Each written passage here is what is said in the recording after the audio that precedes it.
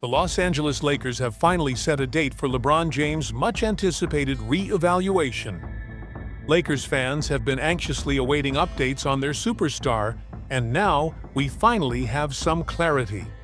The four-time NBA champion has been recovering from a groin injury sustained on March 8th during a heated matchup against the Boston Celtics. Since then, he's been sidelined for two key games, including a crucial showdown with the Milwaukee Bucks. Before we dive into the details, make sure to like this video and subscribe so you never miss any updates on the Lakers and the latest NBA news. Now, just before tip-off against the Bucks, TNT's Jared Greenberg delivered an important update. According to Greenberg, LeBron is scheduled for a medical evaluation early next week, giving fans a clearer picture of when he might return to action. This update provides a glimmer of hope for Lakers supporters who have watched their team struggle in LeBron's absence. While no exact return date has been set, one thing is certain: the Lakers desperately need him back.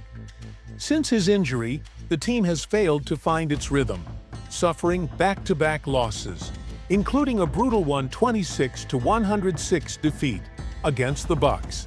If they continue on this downward trajectory, their standing in the fiercely competitive Western Conference could take a serious hit. So, the biggest question remains: when will LeBron be back on the court? With his re-evaluation scheduled for early next week, fans are crossing their fingers for positive news. However, groin injuries can be unpredictable, and the Lakers' medical team is likely to be extra cautious. While LeBron is known for his resilience and fast recoveries, the last thing the team wants is for him to aggravate the injury by returning too soon. A premature comeback could sideline him even longer, which is a risk the Lakers can't afford. Meanwhile, Luka Doncic has been carrying an enormous workload, proving he can handle the pressure, but he can't do it all alone. The Lakers' supporting cast needs to step up, especially if they want to stay competitive while waiting for LeBron's return. The longer they struggle, the more pressure will mount on the Kings' comeback. Speaking of Luka Doncic, the NBA world was rocked when the Lakers and Mavericks completed a blockbuster trade. The deal sent the five-time All-NBA first-team point guard Luka Doncic, along with key players Maxi Kleber and Markieff Morris, from Dallas to Los Angeles. In exchange, the Mavericks acquired veteran All-Star big man Anthony Davis, defensive specialist Max Christie, and a 2029 first-round draft pick. To add another layer to this shocking trade, both teams also sent second-round picks to the Utah Jazz. Additionally, the Lakers included second-year guard Jalen Hood-Schifino, who was promptly waived by the Jazz after the trade. But this trade wasn't just about the headline names.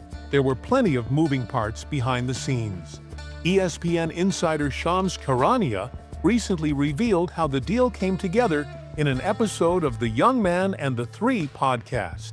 He recounted how he was preparing for a work trip when he received a late-night tip-off that something major was brewing between the Lakers and Mavericks. According to Charania, the initial trade discussions had involved a different player, but the final deal turned out to be completely unexpected.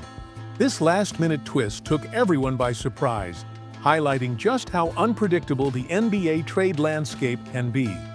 Meanwhile, Mavericks owner Patrick Dumont addressed the controversy surrounding the trade during a Texas-based conference. Many fans and analysts were furious about Dallas parting ways with their franchise player, but Dumont stood firm, insisting that the move was necessary for the team's future.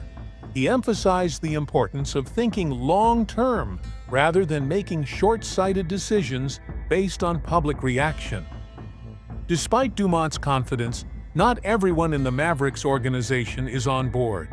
NBA insider Brandon "Scoop" B. Robinson spoke with a source close to the team who expressed frustration over how the trade was handled. The source dismissed the notion that Doncic's defense was a weakness. pointing out that he logged over 900 minutes in last year's playoffs and nearly averaged 2 steals per game. While the Mavericks posted an impressive 52-30 record last season and made a deep playoff run, ultimately falling to the Boston Celtics in the NBA Finals, the decision to trade Doncic wasn't necessarily about fixing past failures. Instead, it was about reshaping the team's future. With the addition of Klay Thompson, one of the greatest shooters in NBA history, Dallas aimed to remain competitive in the West, even without their former superstar. This trade sent shockwaves through the league, and only time will tell how it plays out for both franchises. While the Lakers now have a generational talent in Doncic, the Mavericks are banking on a different vision for their team's future. Over the next few seasons, we'll see whether this gamble pays off. Meanwhile, the Lakers are entering a crucial offseason, and one particular trade proposal has the potential to solve their most glaring issue: the center position. Since trading Anthony Davis, Los Angeles has struggled to fill the void in their frontcourt, particularly when it comes to rim protection.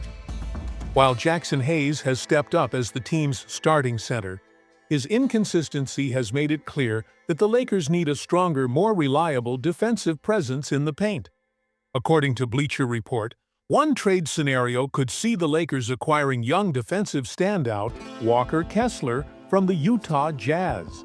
In this proposed deal, the Lakers would receive Kessler, while the Jazz would get shooting guard Dalton Knecht and a 2031 unprotected first-round pick. For the Lakers, landing Kessler would be a massive win. The 23-year-old is already one of the league's premier shot blockers, averaging 2.5 blocks per game. His defensive presence would immediately shore up the Lakers' biggest weakness, making them a more well-rounded team. Plus, since Kessler doesn't need to be a primary offensive weapon, he'd fit seamlessly alongside the Lakers' other stars. However, the Jazz might not be so quick to part with Kessler. While they're in rebuilding mode, giving up a promising young center is a big decision. The Lakers may need to sweeten the deal by adding additional assets to persuade Utah to move forward with the trade. Whether or not this trade materializes, one thing is certain: the Lakers are determined to address their center problem this offseason. If they manage to land Kessler, it could be a game-changing move that solidifies their defense and boosts their championship aspirations. So, what do you think about these major developments? Will LeBron James return in time to save the Lakers? Was the Doncic trade the right move for both teams? And should the Lakers push hard to acquire Walker Kessler? Drop your thoughts in the comments below. Don't forget to like, subscribe, and turn on notifications so you never miss the latest NBA updates.